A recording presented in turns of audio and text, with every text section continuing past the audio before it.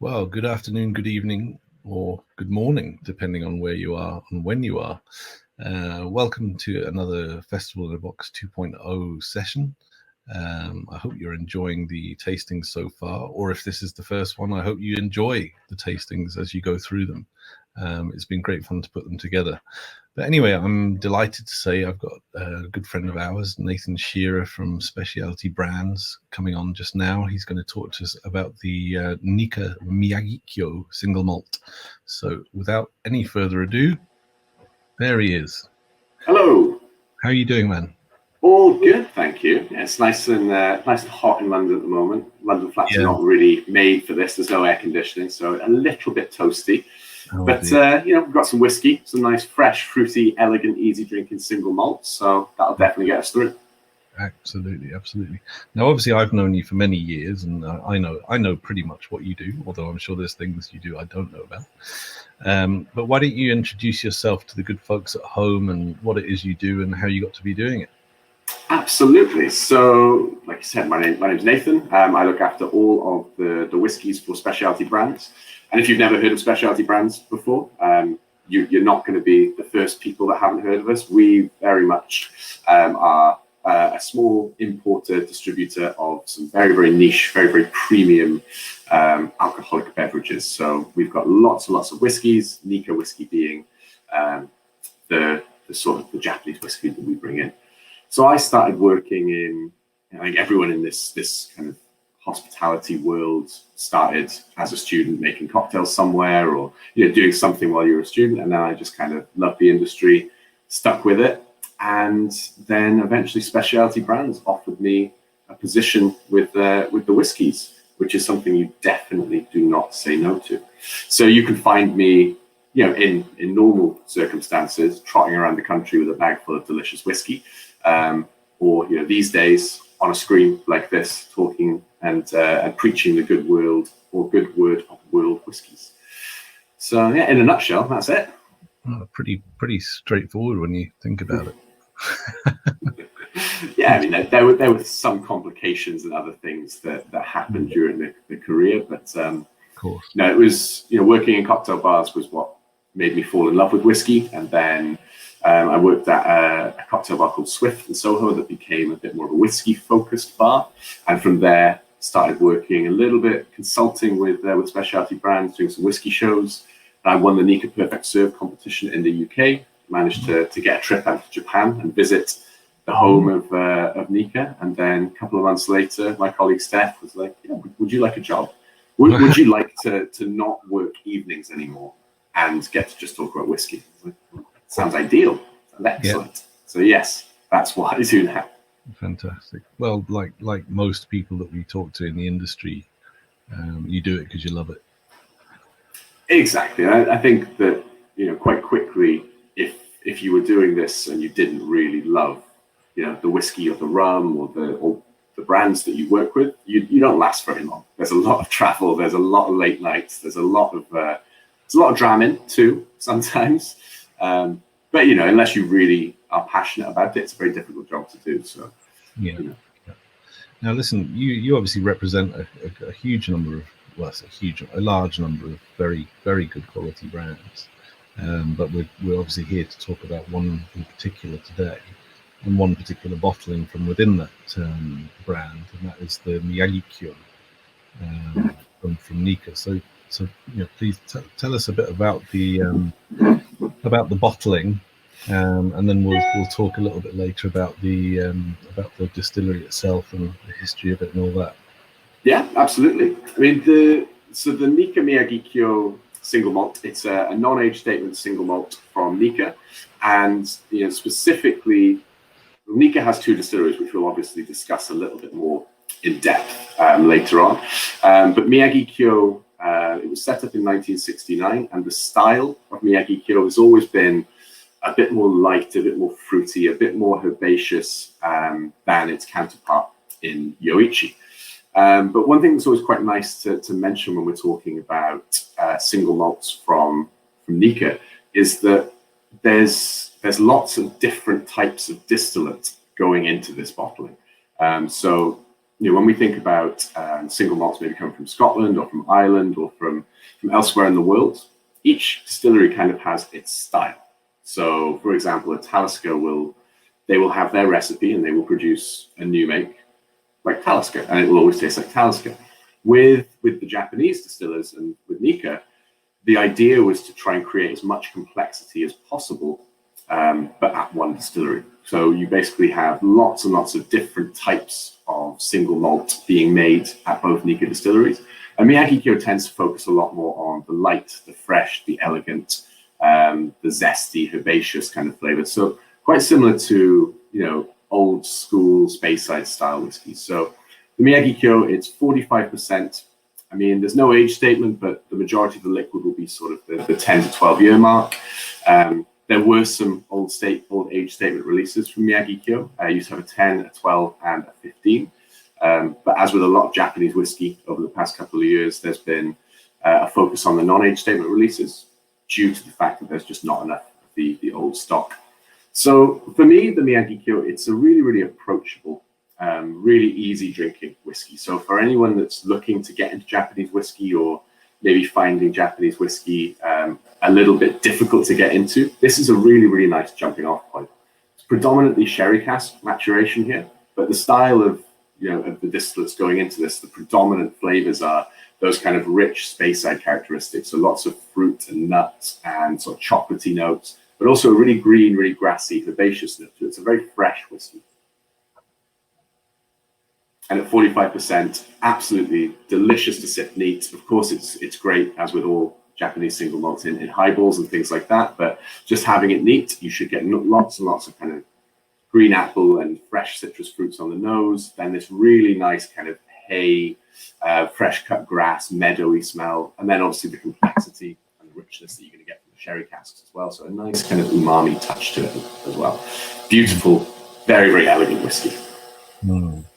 I certainly get almost like a citrusy, fruit pastely, just making my mouth water just smelling it. Mm. I always think with a lot of the, especially at Miyagikyo Distillery, there's this kind of touch of old 1950s, 1960s distillate flavors that I can kind of pinpoint in this. And it just tastes like a very traditional style of whiskey, but obviously it's a bit more modern. I mean, Nikka set up Miyagikyo in 1969, so it's not a centuries old distillery. And when it was set up, everything was state of the art. So in comparison to the malts they make at Yoichi, which tend to be a bit more robust, a bit more peaty, a bit more salty, this is the light, delicate side of the Nikka portfolio. And I think that brings this freshness into a lot of the blended whiskey they make as well. And am I right in thinking the Miyagikyo is also very lightly peated?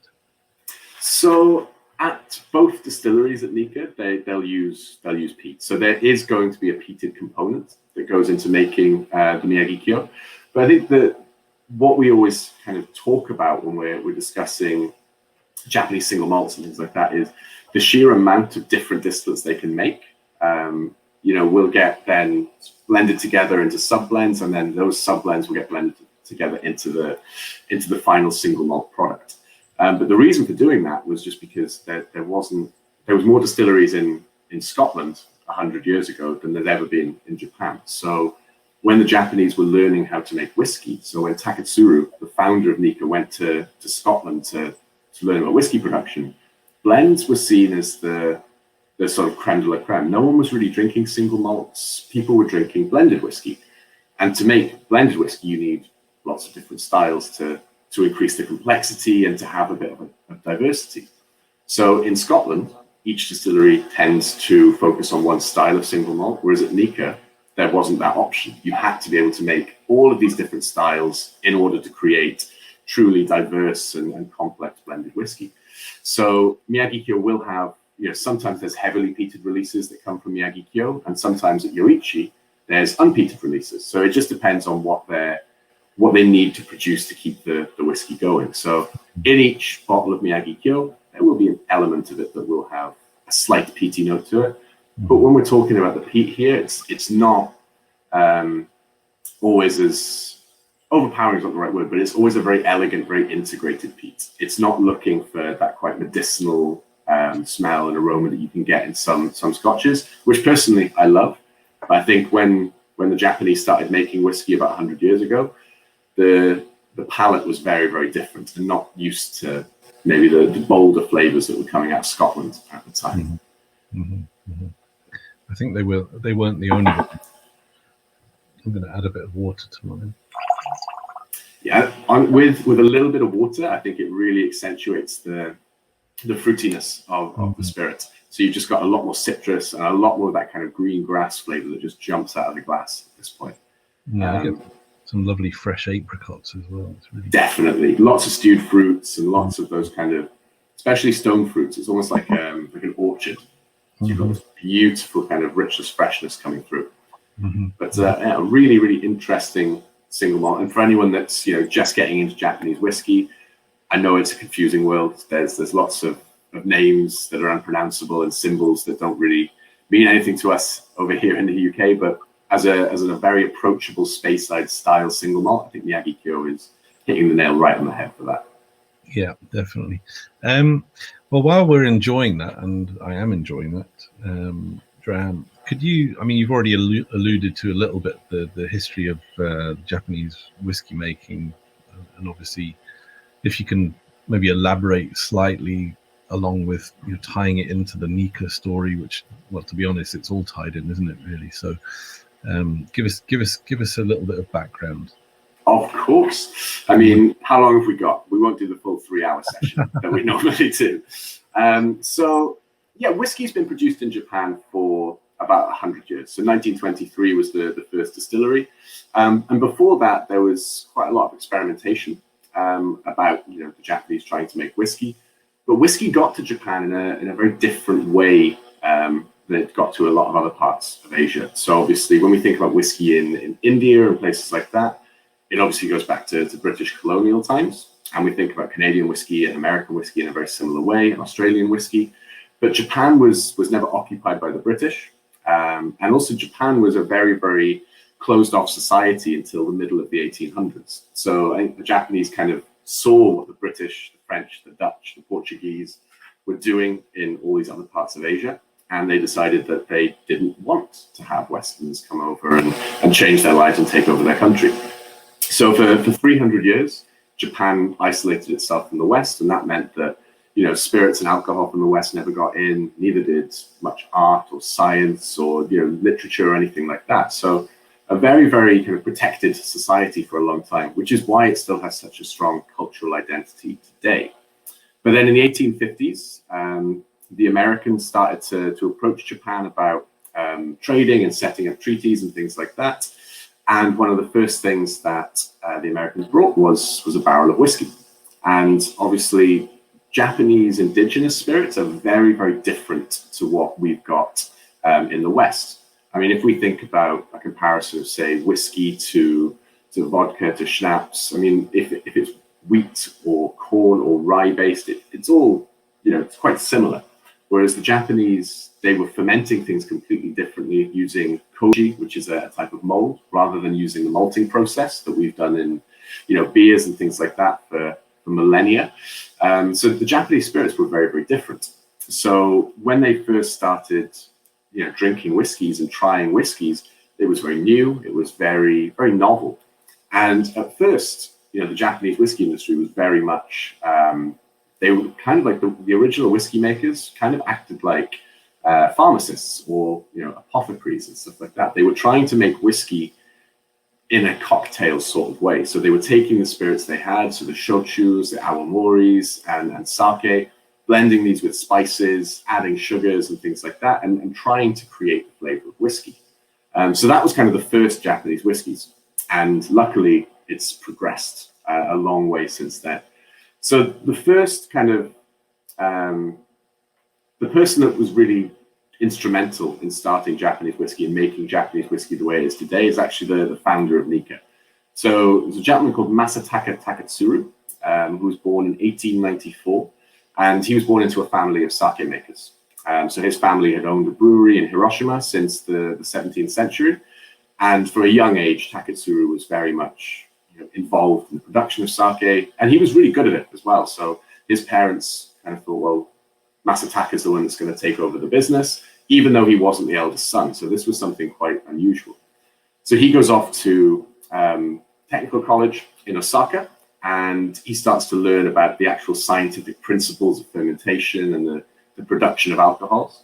And he starts working for a company called Setsu Shuzo, which were a shochu maker and a sake maker, but they were also very interested in starting to distill whiskey. They thought that Japanese whiskey could be a thing, because there was wheat and there was barley and things like that in Japan. So all the ingredients that you needed were available in Japan. It's not like they didn't eat barley or anything like that. It wasn't all rice-based spirits, so you had access to these things.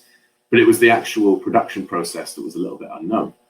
So Taketsuru gets sent when he was very young. So in 1918, so 24 years old, he gets sent over to Scotland to learn whiskey making, right? And that was his mission.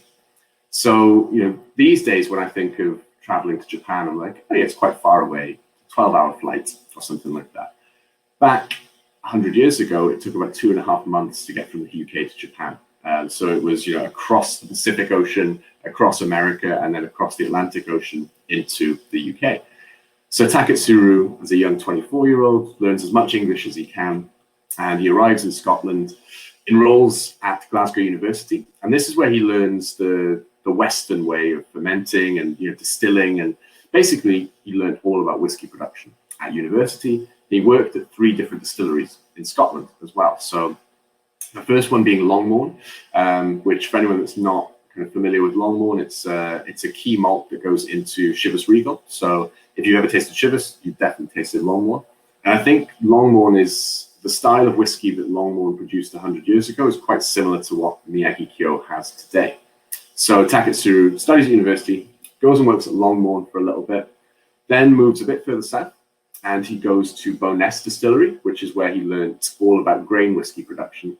In the early 1900s, like we said, blends were king. So grain production was something that if you wanted to make blends, you needed an exceptional quality grain whiskey. And to this day, Nikka still use those techniques that Taketsuru learned from Bo'ness. It's closed now. It closed in sort of 1925, I think. So you can't visit that distillery anymore, but it was a really prominent grain distillery at the time. And he then went over finally to work in Campbelltown. So he worked at the Hazelburn Distillery. And this is where he learned to produce a very, very different style of single malt to what was produced at Longmorn, but also where he learned how to blend all of these different styles of whiskey together. And this is, a lot of the things that started Nikka, and a lot of the systems that were put in place at Nikka were very much taken from his experiences at Longmorn and at Campbelltown. So, Taketsuru has gone over to Scotland for 2 years. He's studied a degree, and he's got basically a degree from Glasgow University. He's worked at 3 different whiskey distilleries, and he's also found enough time to marry a Scottish lady named Rita, who was basically his, not landlord, but he lodged with the family in Kirkintilloch. They fell in love, they got married, and then they moved back to Japan with Taketsuru's main focus of being a whiskey producer, but a real whiskey producer, but in Japan. So this kind of, this whole period is why Japanese whiskey has a lot of similarities to Scotch. It's why it's not sort of triple distilled. It's why it still has a bit more familiarity with something like Scotch or Irish than it does with American whiskey. But it wasn't all plain sailing. Taketsuru learned how to make whiskey. He didn't just arrive back in Japan and suddenly there was distilleries. It was a really tricky time. So he got back to Japan in 1920, and the company that he was sent over there by basically said, there's not enough money in the economy right now. We don't really see the point of making a Japanese whiskey. So he was basically just put back onto the brewing line, and he was miserable. He'd learned all about this amazing whiskey production, and then it had been taken away from him. And then this is kind of where Japanese whiskey could have been completely destroyed if it wasn't for Shinjiro Tori. And for anyone that's familiar with Japanese whiskey, the 2 names that you'll always kind of hear at the start of every tasting or training are Shinjiro Tori and Masataka Taketsuru. So Taketsuru was the founder of Nikka, But before he worked at Nikka, he was the first master distiller at the Yamazaki distillery, which was the first single malt distillery set up in Japan. So Shinjiro Tori hired Taketsuru because Taketsuru was the person that knew how to make whiskey. So Taketsuru made Yamazaki single malt just outside Kyoto for 10 years. And there was some disagreements between the two gentlemen, shall we say, on the style of whiskey that they should be making. So Taketsuru had learned everything about whiskey production in Scotland. So he thought that everything should be done in the same way that it was done in Scotland. Shinjiro Tori, on the other hand, wanted Scotch-style whiskey, but with a Japanese influence. So you'll see a lot more things like Mizunara oak that are used at Suntory, whereas Nikka keep everything as traditional as possible. So after 10 years, Master Taketsuru and Shinjiro Tori decide that they're not going to renew the contract, they're not going to work together anymore, and Taketsuru goes about as far away from Kyoto as you possibly can in Japan. He went to the North Island of Hokkaido, and he opened up the Yoichi distilleries. This was in 1934, and this was the first single malt whiskey that Nikka started producing. So he was doing the same thing that he was doing at Miyagikyo in terms of making lots and lots of different styles of whiskey. But the actual production process at Yoichi it's almost the most traditional style of whiskey distilling you can do, because they still use direct coal-fired pot stills. They're really, really small, squat stills as well. It's not a particularly modern distillery, but it produces a really kind of big, bold, rich, oily, peaty distillate as the main kind of component that goes into a lot of the single malts. So, Taketsuru was making whiskey at Yoichi's from 1934 up until 1969. And, he noticed that even though he was making all of these different styles of whiskey and trying to create as much complexity as he could, because the distillery was right on the coast, he was always going to get that sort of maritime coastal influence as the whiskey's aging. If we can notice the smell of a place when we step off a train in, say, like Brighton compared to London, then obviously a whiskey cask that's aged there is also going to pick up on a lot of that flavor and a lot of those aromas too. So Taketsuru realized that even though he had these hundreds of different distillates being produced at Yoichi, all of the whiskeys were coming out with a more maritime characteristic from the aging process. So he realized that he needed to open a second distillery, and that's where we get to Miyagikyo. So Miyagikyo was set up in 1969, and it's about 400 miles south of Yoichi, and it's inland as well. So it looks very much like Speyside in that region. So it's a bit more mountainous. It's very, very green. It's very grassy. And the style of the whiskey that's made there is designed to be the exact opposite to the whiskeys that were made at Yoichi. So this was kind of Taketsuru's idea, right? So he would create all of these different flavors of whiskey from Yoichi, all these different flavors of whiskey from Miyagikyo, and then you can start blending those together, and you have a truly kind of unique and expressive blend. And Miyagikyo is also where they've got their grain distillery as well. So they use 2 coffee stills where they make all of the grain. So that's in a nutshell Japanese whiskey history. We've managed to do it in sort of 12 minutes. But like I said, we could go on for 9 hours on this. Yes, it's difficult to condense, 100 years worth of history into 12 minutes, but I think you did it very successfully, Nathan. Excellent. That's good. As long as it wasn't just me waffling off about nothing for ages. No, I'm sure that everyone at home is appreciative of the lesson. Now, you've pretty much answered the question about particular quirks with the different size and shape stills and all that kind of thing. So I'm kind of more interested to talk about really the future of Nikka in general, and perhaps even touching upon the new Japanese whiskey regulations. So is there anything kind of down the track, any new trends or any, are we going to start seeing age statement whiskies again in the near future or anything like that? So I think with the age statements, obviously they got removed because there was just not enough stock. In the 80s and the 90s, whiskey production globally wasn't doing very well, and Nikka weren't producing as much whiskey as they are today. And so obviously the inevitability of that is that they oversold the whiskey and they couldn't recreate it, didn't have enough more stock.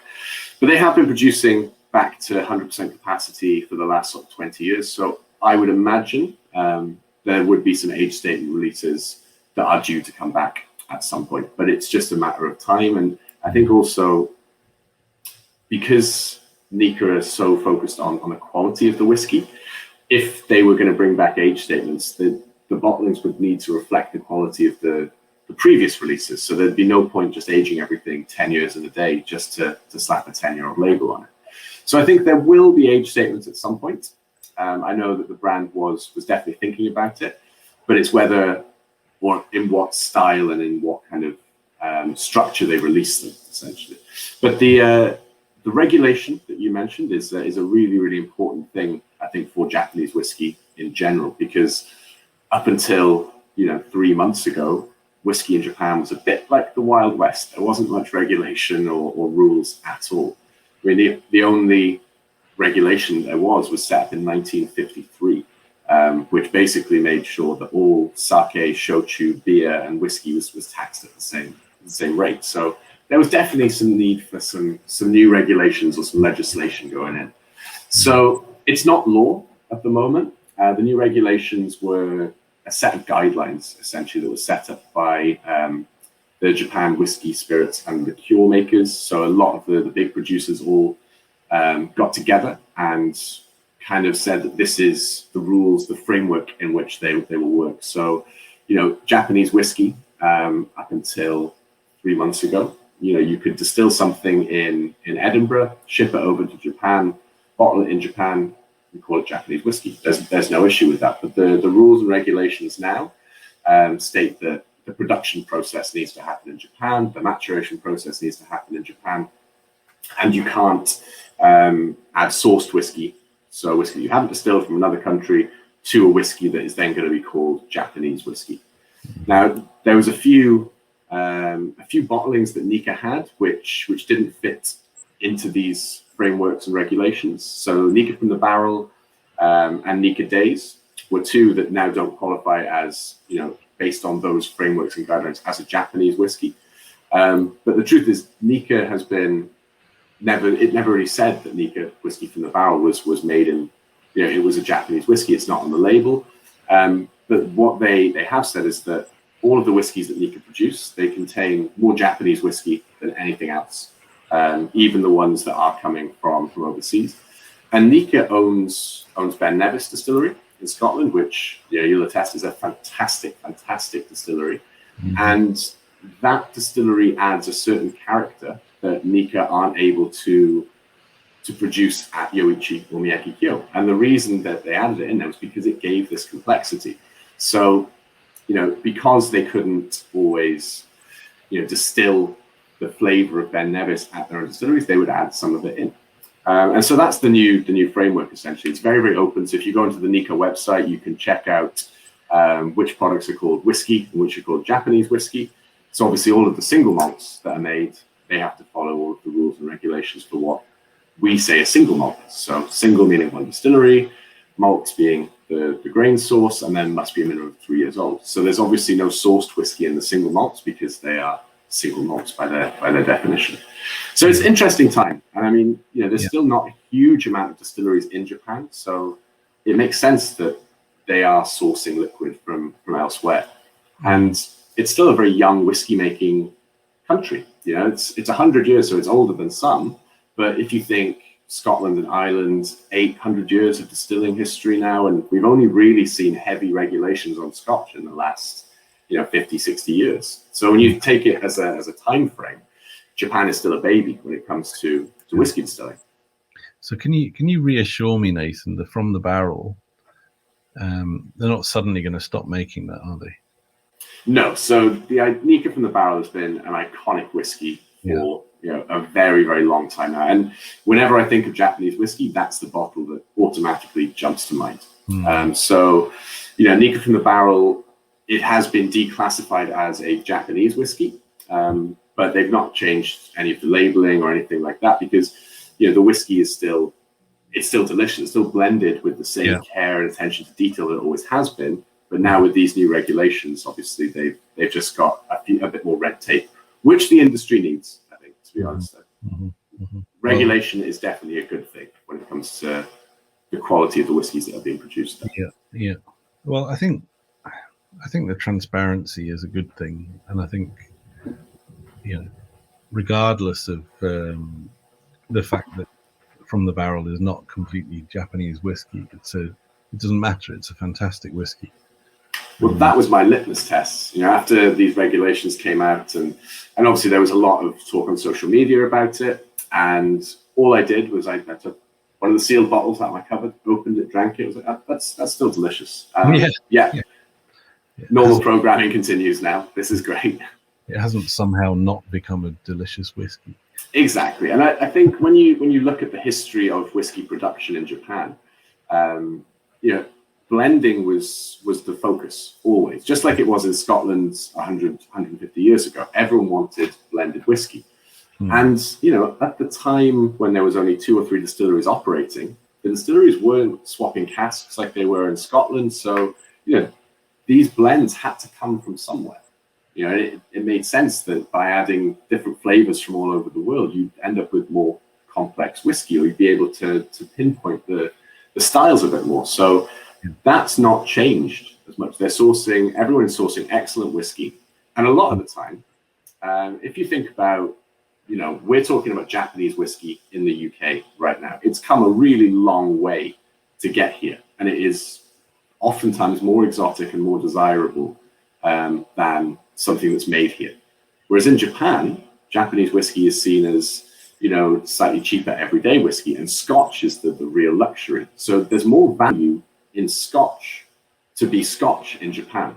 So Nikka are only using a little bit of Ben Nevis or a little bit of sourced whiskey because it adds that flavor that they're looking for. If they could get it from their domestic distilleries, it would be cheaper than shipping over Scotch.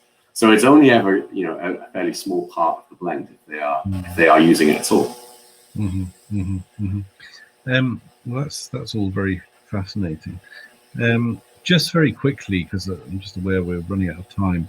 In terms of the global whiskey industry, be interested to hear your thoughts on how you feel the health of the global whiskey industry is, and is there anything exciting or even concerning that you'd like to comment on?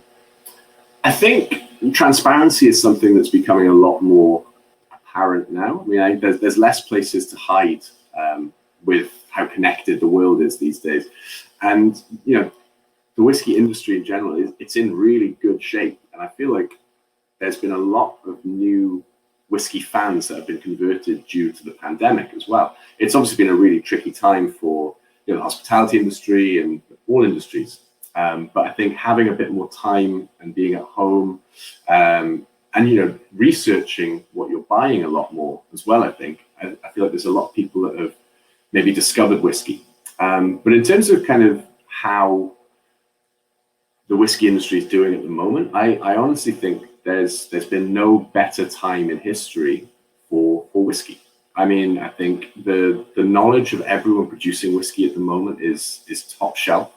Everyone is making delicious distillates. Lots of new distilleries as well. And the really exciting thing is when you try a lot of these new distilleries and you try the whiskey that's quite young, the quality of the distillate it's impeccable. I mean, if we go back 60, 70 years, we always talk about 1950s, 1960s Islay whiskies as being the most delicious whiskies on the planet. And in some cases they are, but I think the quality of what's being distilled now is the highest it's ever been in the industry. And, I feel like there's a definite trend for younger and younger whiskies coming in too. I mean, things like, Ardbeg Wee Beastie, delicious 5-year-old Ardbeg. It's amazing. But if you told me 15 years ago that 5-year-old whiskey was going to be a thing, everyone would have laughed at you.